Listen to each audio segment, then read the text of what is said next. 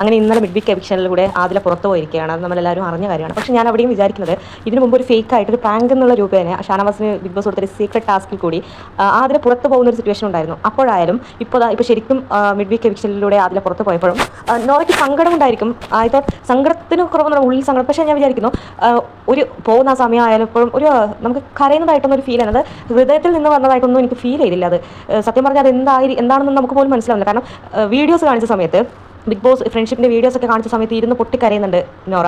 അതേ നോറയാണ് സ്വന്തം പാർട്ട്ണറായി ഒന്നിച്ച് തന്നെ ഉണ്ടായിരുന്ന കഴിഞ്ഞ 95 ദിവസവും അതേ വീട്ടിൽ ഒന്നിച്ച് കഴിഞ്ഞിരുന്ന ഒരാൾ പെട്ടെന്ന് പുറത്ത് പോകുന്ന സമയത്ത് ഒന്ന് ഹഗ് ചെയ്യുന്ന കാണുന്നുണ്ട്, നോർമലായിട്ട് സംസാരിക്കുന്നുണ്ട്. ചിലപ്പോൾ അവരങ്ങനെ ആയിരിക്കാം, അവർ സ്ട്രോങ് ആയിട്ടുള്ള ഒരാളായിരിക്കാം. പക്ഷേ എന്നാൽ ഒരു ഇമോഷണലും അവിടെ ഫീൽ ചെയ്തില്ല. അപ്പോൾ നോറ വിചാരിക്കുന്നുണ്ടാവും അതിൽ പുറത്ത് പോയി കഴിഞ്ഞാൽ ആദ്യങ്ങളുടെ വോട്ടും കൂടി എനിക്ക് തന്നെ കിട്ടും, അപ്പോൾ ഞാൻ ടോപ്പിലേക്ക് എത്തും, അങ്ങനെ എന്തെങ്കിലും വിചാരിച്ചിട്ടാണോ എന്താണെന്ന് അറിയില്ല. പക്ഷേ ഒരു ഫേക്കായി നിൽക്കുന്ന പോലെ ഒരു ഫീൽ ചെയ്തു. കാരണം അവർക്ക് തമ്മിൽ ഒരു ബോണ്ടിങ് ഇല്ലാത്തതുപോലെ ഒരു ബോണ്ട് ഇല്ലാത്ത പോലെ എനിക്ക് തോന്നിയത് ശരിക്കും പറഞ്ഞാൽ. എന്താണ് നിങ്ങളുടെ അഭിപ്രായം? താഴെ കമന്റ് ചെയ്യുക, ചാനൽ സബ്സ്ക്രൈബ് ചെയ്ത് ലൈക്ക് ചെയ്യുക. കൂടുതൽ ലൈവ് അപ്ഡേഷനും ഫിനാലെ എപ്പിസോഡുമായിട്ട് ഇതിൽ കാണാം.